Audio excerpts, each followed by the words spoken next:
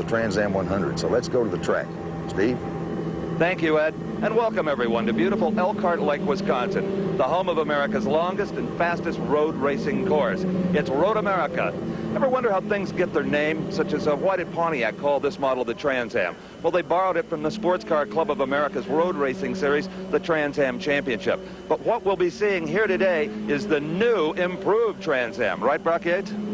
Right, Steve, and it's really down and dirty racing, 100 miles, really hard running, no pit stops, with cars like this. And these are quick cars, 2,600 pounds, about 600 horsepower. They'll run about 170 miles an hour. We're going to see some really fender-banging, classic American road racing. Corvettes, Camaros, Mustangs, even a few Porsches and Datsuns thrown in. All kinds of imports and domestic cars just thrashing away here on a big, wide-open racetrack. It's going to be fun. If you think road racing is a gentlemanly pursuit, wait till you see these guys and girls out on the racetrack. The gloves are off.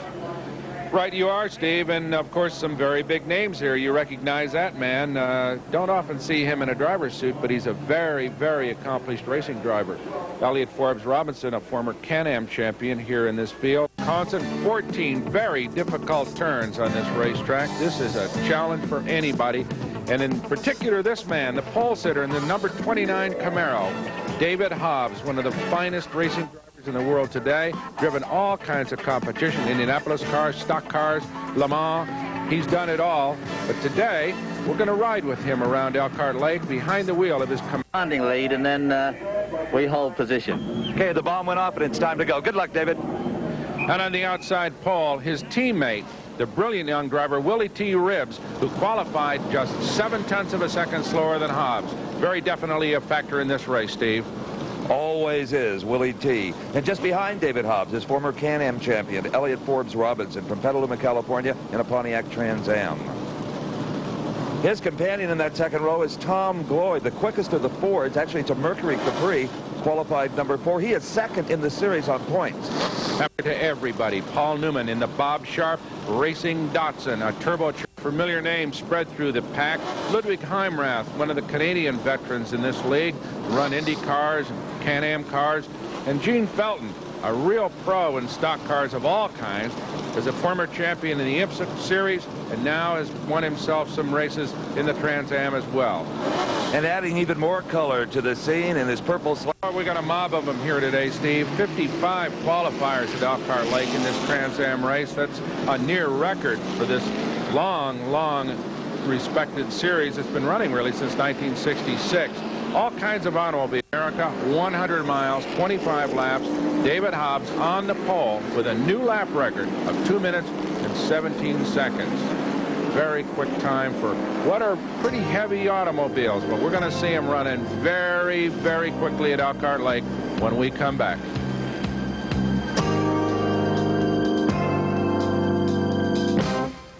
Between themselves and third place, Elliott Forbes Robinson, still followed by Paul Newman.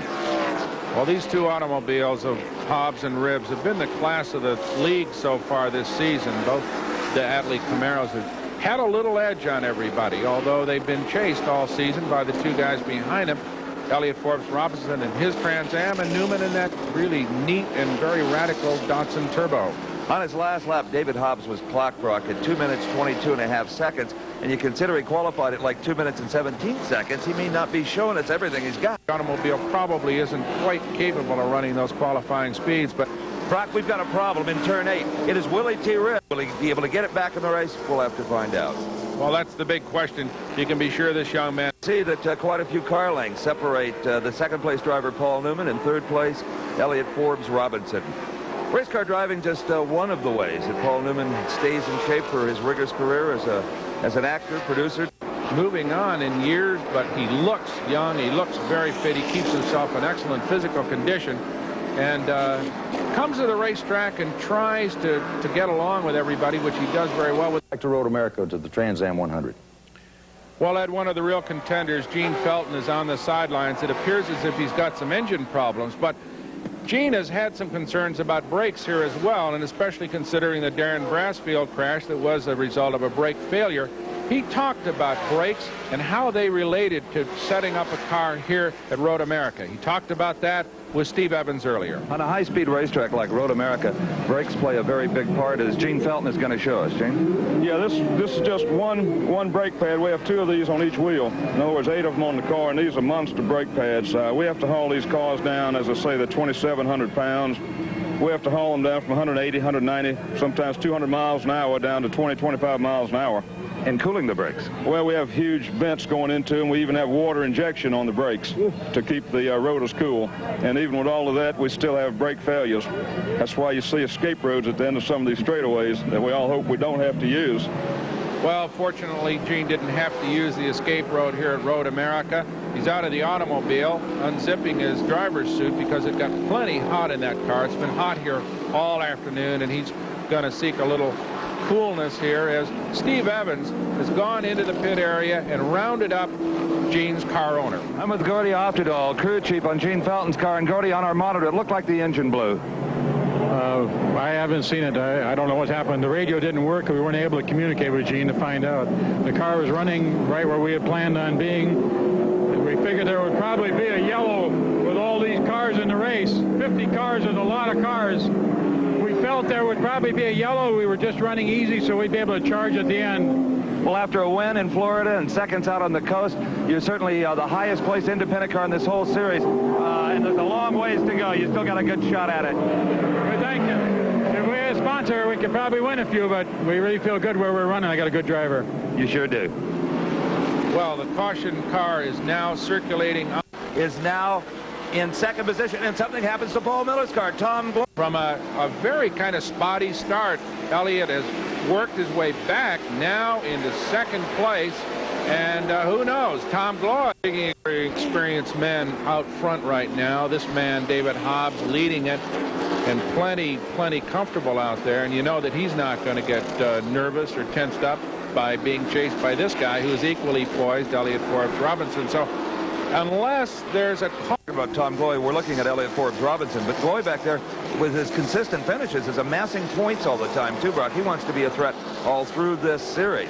So Elliott Forbes Robinson, the yellow Pontiac Firebird, the car number 1, the one indicating that he is a defending series champion, is driving harder right now than we see the interval between car number 29, David Hobbs, and the yellow car of Elliott Forbes Robinson.